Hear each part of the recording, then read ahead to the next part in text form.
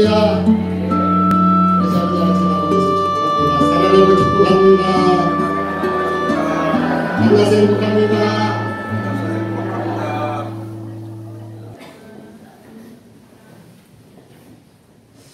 오늘은요 종려 주일입니다. 종려 주일은 예수님께서 예루살렘에 올라가시잖아요. 십자가 지러 올라가시는 거예요. 그때 수많은 사람들이 종려나무 가지, 야자나무거든요. 그 야자나무를 갖고 꺾어 흔들면서 주님을 환호하며 영접했던 것을 기념하면서 드리는 그런 주간이에요. 우리가 복음서를 보면은 예수님께서 십자가 길을 갔을 때에 제자들이 이해를 하든지 이해를 하지 못하든지, 그들이 깨닫든지 깨닫지 못하든지 예수님께서는 나의 왜 내 길을 간다 하시면서 길을 가셔요.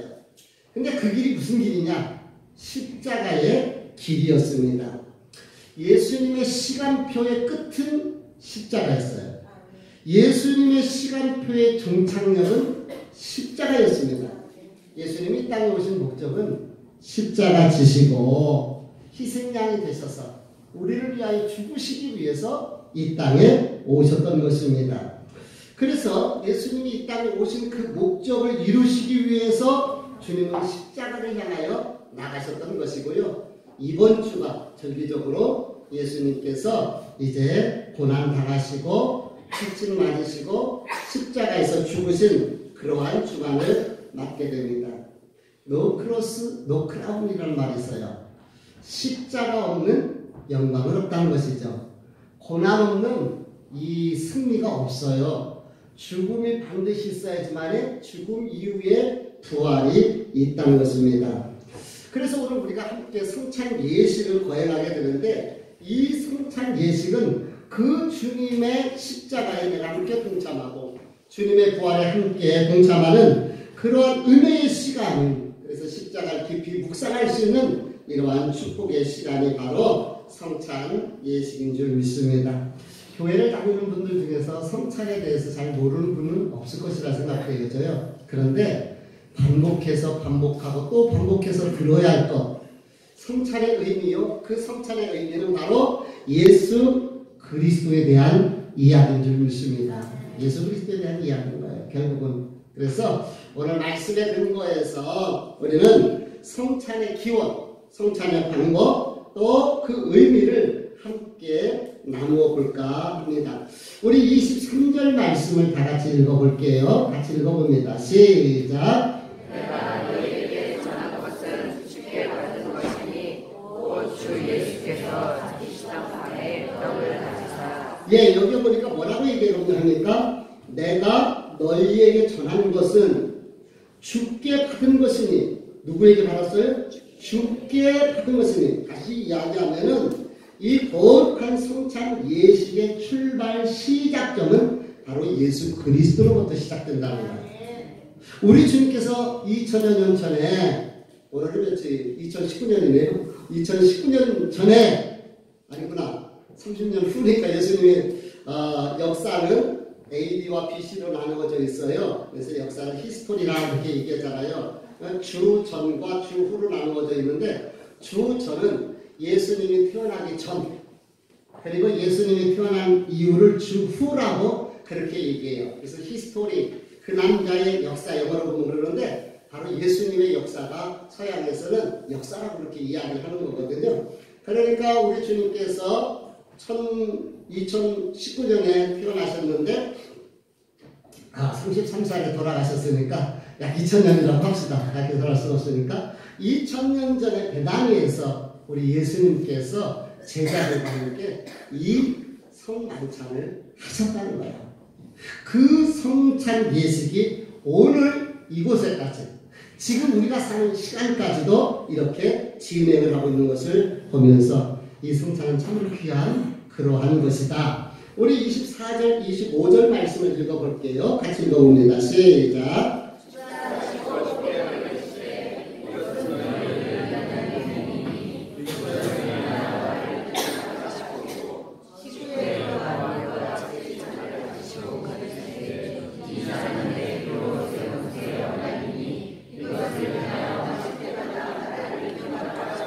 아멘. 여기 보니까 축사하시고 떼어주셨는데 무엇을 떼어줬어요? 떡을 떼어주셨는데 주님께서 이렇게 말씀하십니다. 이 떡은 내 몸이라. 이 떡은 예수님께서 십자가에서 살점 찍히실 것을 미리 보여주고 있는 거예요. 그 다음에 잔, 이 포도주 잔이거든요. 이 포도주 잔을 나누어 주시면서 내 피로 새 언약이다. 결국 이 예수님의 이 피는 포도주로 상징되어져서 제자들과 함께 했던 것을 볼 수 있어요. 여기에 보니까 축사하시고 이제 제가 이따 성찬 예식을 할 때에 분병 분잔의 기도를 할 거예요. 떡을 떼기 전에 또 잔을 나누기 전에 이렇게 분병 분잔 기도라고 얘기하는데 예수님께서도 이렇게 제자들과 함께 떡을 떼시면서 나누어 주셨던 것입니다. 그러면은 이게 도대체 무슨 의미냐는 말이에요. 그렇죠? 이게 중요한 것이에요.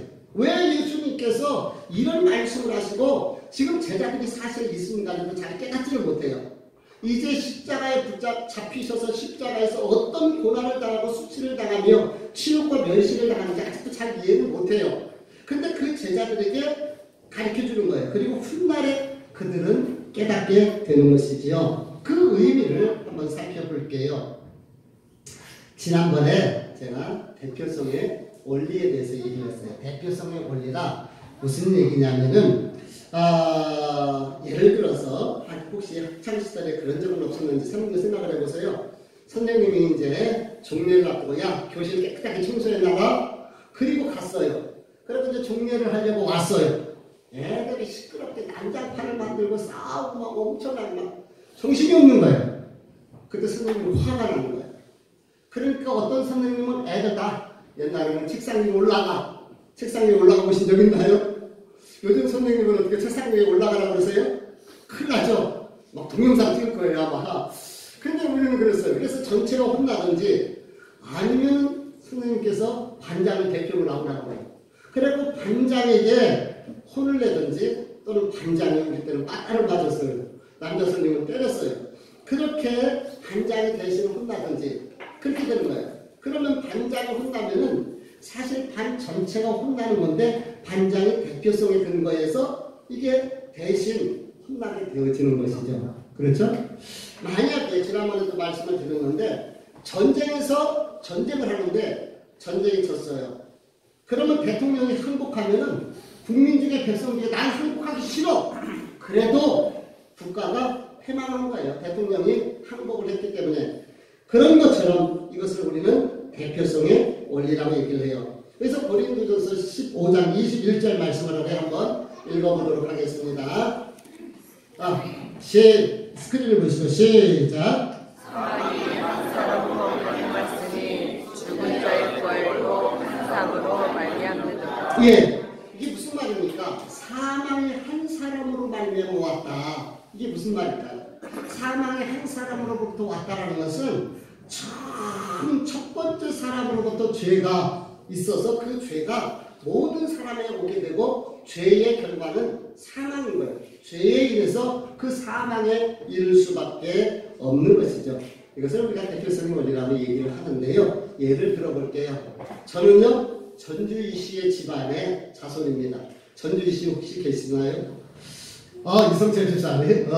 전주희 씨 집안인데 이제 제 아버지, 엄마, 그 할아버지, 할머니 올라가서 또 올라가고 올라가다 보면은 누구를 만나느냐면요 조선을 건국한 태조 이성계를 만나게 돼요. 근데 이성계도 누가 낳아줬으니까 오게 되는 거죠. 그래서 또 올라가다 보면 사공공이라는 분에게 올라가요. 전주희 씨의 시작이 사공공이라는 분에 의해서 출발되기 때문에 그래요. 근데 사공공이라는 사람도 하늘에서 뚝 떨어진 사람이 아니에요. 누군가가 낳아줬기 때문에 그래서 자기로부터 이씨라는 이 성을 가지고 출발을 하기는 했지만은 하늘에서 떨어진 사람이 아니에요. 그 상공 이씨도 이제 쫙 올라가다 보면 또 올라가다 보면 처음 사람이 나온단 말입니다. 그 사람이 누구예요? 아담과 하와로부터 출발되어지게 되는 거죠. 그래서 온 인류는 아담과 하와로부터 시작이 되어져요. 근데 이 아담과 하와가 하면서 죄를 짓게 되고 그 모든 죄가 그의 후손들에게 유전적으로 임하게 되는 것을 볼 수가 있습니다. 죄의 삭은 사망이라고 했어요. 그래서 죄의 문제를 해결할 수가 없기 때문에 그로 인해서 우리가 저주를 받을 수밖에 없고 심판을 받을 수밖에 없어요. 그런데 두 번째 아담이신 예수님께서 남자이신 즉 사람의 이 피, 죄가 있는 사람의 피로 오지 아니하시고 성령의 잉태함을 통하여서 이 땅에 오셨고 그분이 온 인류 저와 여러분의 죄를 대신해서 십자가에서 죽으심으로 우리에게 생명의 길, 영생의 길을 열어놓은 거예요. 그러니까 한 사람 아담으로부터 죄가 왔는데 온 인류의 둘째 아담이신 예수님으로부터 생명이 오게 되었다. 우리 고린도전서 15장 22절 말씀을 계속 한번 보도록 하겠습니다. 읽어봅니다. 시작. 아담 안에서 모든 사람이 죽은 것 같이 그리스도 안에서 모든 사람이 삶을 얻으리라. 아멘. 한 사람으로 말미암아 죄가 들어와서 온 인류가 죄인이 됐는데 한 사람의 희생을 통하여서 희생양의 주심으로 인하여 반장이 대신 혼나고 반이 선생님에게 용서받는 것처럼 하나님께서 우리의 모든 죄를 용서해 주셨어요. 그래서 사람에게는 원죄가 있습니다. 따라서 볼까요? 원죄, 자범죄. 원죄는 뭘까요? 죄의 뿌리인 거예요. 죄의 속성인 거예요. 죄의 뿌리가 있기 때문에 이제 스스로가 짓는 자범죄가 생기는 거예요. 이 자범죄가 뭡니까? 살인하고 간음하고 남의 것을 빼앗고 그래서 형사적인 죄를 통해서 민사적인 죄, 도덕적인 죄 또는 마음의 죄, 생각의 죄 수많은 죄가 있는 거죠. 여러분 기억하십시오. 감옥 안에 있는 사람만 죄인이 아니고요. 저와 여러분이 죄인인 거예요. 우리가 바로 죄인인 것을 우리가 깨달을 수 있기를 바랍니다. 근데 우리가 이 문제, 이 죄의 문제를 우리 힘으로 해결할 수가 없어요. 그래서 우리 주님께서 대신 죄 없으신 그분이 십자가 지시고 고난 당하시고 우리의 죄를 대신해 주셨습니다. 마치 담임 선생님에게 반장이 대신 혼나서 그 반이 용서받는 것과 같은 이치일 수가 있어요. 예수님은 처절하게 고통을 당했어요. 처절하게 매를 맞으셨어요. 죄수를 관리하는 로마 군인들은 늘 얘기했지만 그분들 아주 채찍 전문가들입니다. 로마 채찍에는 끝에다가 납덩어리나 또는 그 동물 뼈가죽 같은 것이 있어요. 그래서 그것이 한 번씩 때려질 때마다 막 살점이 불겨요. 근데 예수님 다 옷을 벗기시고 벌거벗은 모습으로 그 채찍을 막는 거예요. 얼마나 아프시겠어요. 얼마나 그 살점이 찢겨지면서 고통스럽겠습니까? 얼마나 그 아픔이 컸겠습니까? 그래서 오늘 불렀던 찬양 중에 엘리 엘리 라마 사박단 너무 고통스러우니까 너무 고통스러워. 그 살점 찢기는 그래서 그 고난의 비명을 지를 수밖에 없었던 것이죠. 그 채찍에 맞으셨던 그 주님의 등허리에서 박고란의 빗물이 흘러내리는 것처럼 예수님의 검붉은 피가 흘러내리는 거예요. 십자가 체험은요, 몸에 있는 피는 다 쏟는 아주 악랄한 체험 방법입니다. 너무 잔인하니까. 그래서 한때는 법으로 금할 정도로 그래서 이 십자가 체험은 일반인들에게 처해가지 않고 반역자들이나 이런 사람을 대상으로 해서 십자가 체험을 했었던 것이죠. 십자가에 올라가면은요, 이 두통이 상상을 초월한다고 합니다. 왜냐하면 몸에서 산소가 빠져나가고 피를 통해서 산소가 빠져나가니까 산소가 부족한 거예요. 그래서 그 높은 곳에서 매달릴 때 뜨거운 태양 아래서 얼마나 뜨겁겠습니까? 그곳에서 수도 없는 그 고통 속에 막 이 머리가 막 뽀개질 듯이 이 상상을 초월하는 그 고통. 그러니까 이 여자분들의 가장 큰 고통은 아기 낳는 고통이라고 그러더라고요. 이 아기 낳는 고통이 가장 큰 고통이라고 이렇게 이야기를 하는데 인간이 최고로 겪을 수 있는 큰 고통이 바로 십자가 고통이라고 그렇게 이야기를 해요. 이게 너무 고통스럽고 너무 아프니까 그냥 고통스럽다라고 밖에 표현이 안 되는 거죠. 그런데 너무 고통스러우니까 당시 그 예루살렘의 귀부인들이 쓸개탄 포도주를 갖다가 자선을 하는 거예요. 쓸개 딴 포도주는 얼마나 쓴지를 몰라요. 쓸개가 쓰지 않습니까? 정말 쓰지요. 그런데 그게 진통 효과가 있는 것 같아요. 마취 효과가 있는 것 같아요. 그러니까 그것을 통해서 조금이라도 그 고통을 덜어주려고 이렇게 자살을 하는 것이죠. 그런데 우리 주님께서는 그거 하나 입에 넣지 아니하시고 오롯이 온몸으로 그 고통과 아픔, 그 고난을 견뎌내셨어요. 어디 그뿐이겠습니까? 그 수치와 벌거벗은 부끄러움, 치욕, 이것은 더 말할 수 없는 그런 아픔과 고통이 아닐 수가 없습니다. 그리고 우리 주님께서는 다 이루었다 하시면서 십자가에서 그 사명을 완수하시고 땅 아래 무덤 아래 내려가신 줄 압니다. 그런데 기억하십시오. 예수님은요 죽고 끝나는 것이 아니라 거기에서 부활하셨습니다. 사망 권세 깨뜨리시고 잠자는 자의 첫 열매가 되어주신 거예요. 그래서 예수님이 제대로 깨닫지 못하는 제자들에게 이 성찬 예식을 할 때는 이제 내가 너희들을 위하여 이렇게 살점 찢기고 그리고 피 흘려서 내가 온 인류의 죄를 위하여 이렇게 죽게 될 것이다. 그것을 미리 기억하게 하고 알게 하고 훗날 깨닫게 되는 거죠. 그래서 주님의 고난과 십자가 사건을 미리 알려주면서 성찬 예식을 한 거예요. 그런데 오늘 우리에게 이 성찬은 우리 주님이 오셔서 십자가 지시고 그가 약속하신 대로 고난 당하시고 그리고 사망 권세 깨뜨리시고 부활하셨다. 그래서 우리가 구원을 얻을 수 있었다. 할렐루야. 그 감사와 기쁨으로 함께 참여하는 것이 바로 이 성찬 예식인 거예요. 그래서 이 성찬이라는 말은 유카리스트라는 이 헬라어를 쓰는데 이 유카리스트라는 말은 감사 예식이다. 기뻐하는 시간이다라는 의미를 가지고 있어요. 그러니까 우리 주님이 고난 당하셨기 때문에 저와 여러분이 태어날 수가 있고 살 수가 있는 거예요. 우리 엄마들이 그토록 피 흘리면서 상고의 고통을 겪었기 때문에 우리가 지금 있는 거잖아요. 이게 나올 수가 있는 거죠. 요즘은 수술을 해가지고요. 뭐 금방 뭐 이제 덜 한다고는 하는데 그 고통 상고거든요. 그래서 옛날에 엄마들이 애기 낳다가 죽기도 많이 하잖아요. 그래서 옛날엔 집에서 다 출산을 했으니까 옛날 엄마들은요 고무신을 거꾸로 놓고 이렇게 했대요. 내가 다시 나오면서 이 고무신을 신을 수 있을까? 그런 의미에서 애기 낳다가 많이 죽은 거 아니겠습니까? 그러니까 적어도 저와 여러분은 엄마의 한번 죽었다 살아남을 통해서 이 땅에 온 거예요. 할렐루야. 근데 우리가 그걸 모르죠. 다 잊어버렸잖아요. 그렇습니다. 이 성찬은 감사의 예식인 거예요. 주님이 나를 위해서 살점 찢기시고 고난 당하시고 피 흘리셨다. 한번 생각을 해보세요. 그리고요 이것이 지식이 아니라 믿음으로 우리에게 오기를 원합니다. 지식과 믿음은 차이가 있어요. 지식은 아는 거지만 아는 지식이 우리 안에서 믿음으로 받아들여질 때 능력이 나타나지게 되는 줄 압니다. 자, 그럼 성찬식에 참여하는 사람들은 어떻게 해야 될 것인가? 오늘 우리가 읽어보았던 부분은 두 가지를 가르쳐주고 있어요. 다시 우리 25절 말씀을 24절 말씀을 읽어볼까요? 같이 읽어봅니다. 시작.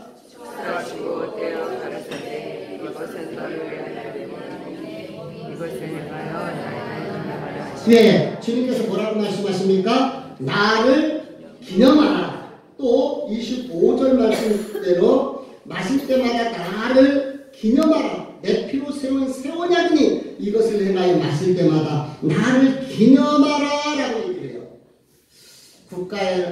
개인에게는 생일이라는 기념일이 있어요.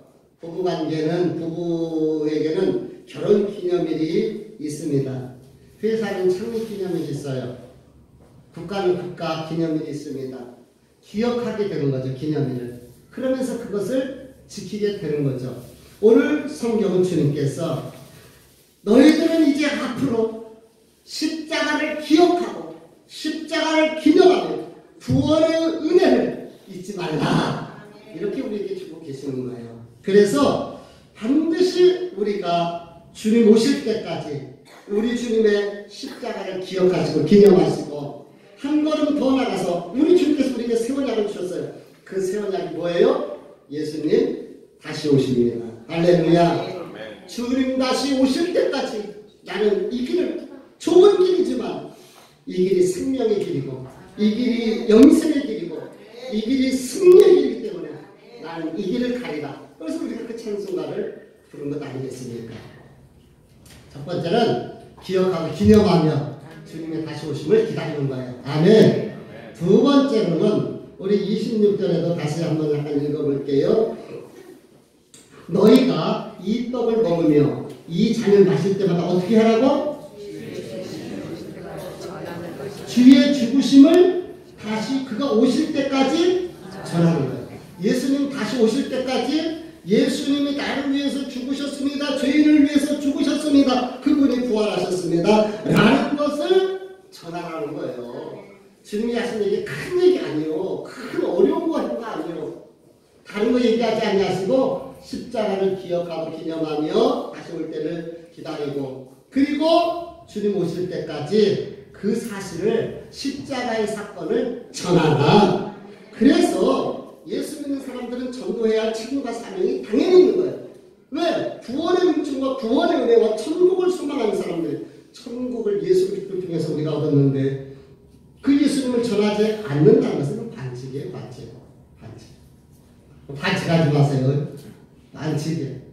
그래서 이런 얘기면요, 어제 우리 그 친구 목사님이 상견례를 했어요. 그리고서 영상통화를 하면서 그 사이될 친구, 남자친구를 보면서 빨리 목사님한테 인사하라고 소개를 시키더라고요. 근데요, 요즘 간혹가다 그런 일이 있었는지 모르지만은요, 나는 사랑은 해. 근데 결혼은 안 해. 사랑을 하고 우리가 보통 결혼으로 성년이 돼서는 들어가잖아요. 또 어떤 사람은 나는 결혼까지 하는데 애기는 못 낳아. 그런 사람들이 있을 수 있기는 한데 이것은 정상적인 부분은 아닌 것 같아요. 그렇죠? 우리가 예수님을 믿는다 하면서 예수님을 전하지 않는다. 사랑하는데 나는 결혼할 거야. 동거를 하는데 나는 결혼식을 안 할 거야. 나는 사는데 애는 안 낳을 거야. 하는 것과 다를 바 없지 않을까? 그렇게 생각을 해봅니다. 그렇습니다. 사랑하는 성도 여러분, 예수님 나를 위해서 죽으시고 예수님 나를 위해서 다시 살아나셨습니다. 그 예수 그리스도를 전하는 것은 당연하고 마땅한 것이다. 주님 다시 오실 때까지 예수님을 전하는 전하세 예수. 아멘. 전하세 예수. 크게 전하세 예수. 예수님. 그래야지만이 알려야지만이 함께 천국 갈 수 있는 것 아니겠습니까? 결론을 말씀드립니다. 전 세계를 감동시켰던 역사적인 사건이 2010년 칠레 산호세 광산에서 일어났습니다. 이 산호세 광산에서 어떤 일이 있었느냐면 33명이 69일 동안 622m 지하속에 갇혀 있었던 거예요. 야, 얼마나 두려웠을까요? 그 캄캄한 광산에서 갇혀 있었어요. 얼마나 무서웠을까요? 그렇죠? 얼마나 그 캄캄한 곳에서. 그런데 수직으로 갱도를 뚫고 불사조 2호라는 것을 내려보냈고 그 33명의 사람들을 다 구출해낸 사건이에요. 이게 전 세계로 방송이 됐어요. 막 칠레 대통령들이 서로 끌어안고 난리가 난 것처럼 얼마나 나사에서도 모든 기술력을 다 동원해갖고 수직으로 갱도를 622m를 정확하게 뚫고 들어갈 수 있도록 온 과학을 다 동원했어요. 그리고 불사조 이후에 사람들을 태워갖고 지상으로 끌어낸 거예요. 얼마나 드라마틱합니까? 얼마나 짜릿합니까? 어떤 드라마보다도 영화보다도 정말 감동적일 수밖에 없는 사건이에요. 근데 이보다 더 훨씬 드라마틱하고 감동적인 역사적 사건이 하나 있었습니다. 그것은 아무런 죄도 흠도 없는 예수님께서 희생양이 되셔서 갈보리 산에서 의인을 위해서 죽은 것이 아니고 죄인된 저와 여러분을 위해서 구원하시기 위해서 십자가에서 죽으셨습니다. 참으로 놀라운 일이 아닐 수가 없어요. 참으로 정말 엄청난 정말 감동이 아닐 수가 없습니다.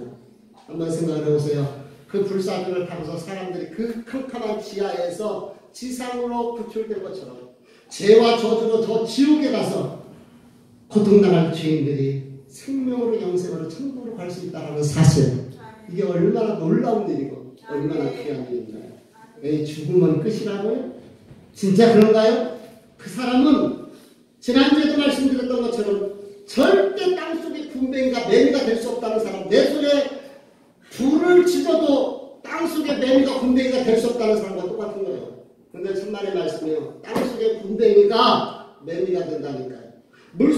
잠자리 유충이 하늘을 날아다니는 잠자리가 되어져요. 우리가 이 땅에 이 허물을 벗고 우리의 영혼이 하나님 나라 가게 될 줄 믿습니다. 네. 그러므로 우리는 예수 그리스도를 믿게 되는 이유가 되는 것이죠. 정혈이라는 것이 있어요. 정혈이라는 소리 들어보셨어요? 정혈이라는 것은 피를 깨끗하게 한다라는 의미예요. 근데 사람 몸에는 오염이 있다고 그래요. 오염된 피입니다. 오염된 피를 정혈을 해서 어혈을 뽑아내야지만이 우리 몸에 모세에서 또 다시 피가 새로운 좋은 피가 만들어지는 것처럼 저와 여러분은 죄로 오염됐단 말입니다. 우리의 피는 죄로 오염된 피예요. 그런데 생명의 피신 예수 그리스도의 피로 저와 여러분이 정렬되어서 거룩한 하나님의 자녀가 되고 생명의 자녀가 된 줄 믿습니다. 이게 바로 은혜요. 이게 그래서 우리가 성찬 예식을 하는 이유는 그 주님이 나를 위해서 죽으시고 십자가에서 고난당하시고 살점 튀기시고 피 흘린 것을 기억하고 기념하면서 그 주님을 다시 올 때까지 전하겠다 다짐하는 그런 시간이에요. 그래 얼마나 감사한 시간이에요. 얼마나 행복한 시간이에요. 성찬 예식을 할 때 어떤 분은 지난 한 주간을 돌아보니까 너무 내 자신이 엉망으로 살았어. 그래서 아이고 내가 성찬에 참여하지 못하겠다 하는 분도 있을 수 있어요. 근데 어떤 사람은요 그냥 아유 내가 이거 할 수 있을까 막 이런 생각으로. 근데 그런 마음이 진짜 있다면 그 사람은 꼭 받아야 할 사람이에요. 그걸 자각한다는 얘기이기 때문에 어떤 사람은 아무 감동도 아무 감정도 아무 의미도 아무 느낌도 없이 해요. 마음이 오늘 아침에 영 편치가 않아요. 마음이 영 편치가 않아요. 사랑하는 성도 여러분, 아무리 봐도 저는요 제 행위와 노력으로 하나님을 기쁘시게 하는 것은 한 번도 없어요. 저는 고백합니다. 근데 주님이 무엇인데 나 같은 것이 무엇인데 사랑해 주셔서 하나님의 자녀를 불러주시고 감사한 분입니다. 그래서 그저 주님의 은혜와 국민 앞에서 가슴을 치며 나올 수밖에 없습니다. 오늘 주님의 은혜 감사하면서 주님의 피 흘리면서 기억하고 기념하면서 그리고 우리 주님 다시 오실 때까지 예수 그리스도를 전하는 삶을 살겠다고 다짐하면서 우리 감사함으로 이 성찬에 참여할 수 있기를 주님의 이름으로 축복합니다.